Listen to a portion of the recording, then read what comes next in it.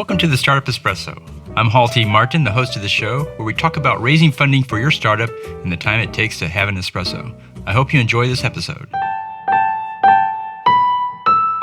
Hello, this is Hall T. Martin with the Startup Funding Espresso, your daily shot at startup funding and investing. Product development begins with a minimum viable product. In building your MVP, set constraints with respect to development time and selling time.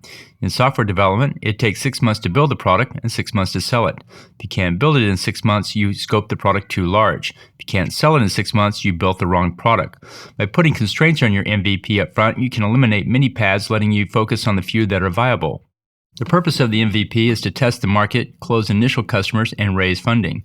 The customer feedback from it will drive the specification for the first product. The first full version of the product is rarely an incremental version of the MVP. It's most often completely different in features, packaging, and pricing. It's not important to get the MVP exactly right as it's for initial testing. It's far better to go out to the market quickly and gain feedback. Save the deep dive development for your first full product.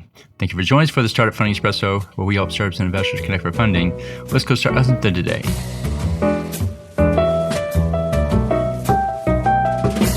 Hall T. Martin is the director of Investor Connect, which is a 501c3 nonprofit dedicated to the education of investors for early stage funding. All opinions expressed by Hall and podcast guests are solely their own opinions and do not reflect the opinion of Investor Connect. This podcast is for informational purposes only and should not be relied upon as a basis for investment decisions.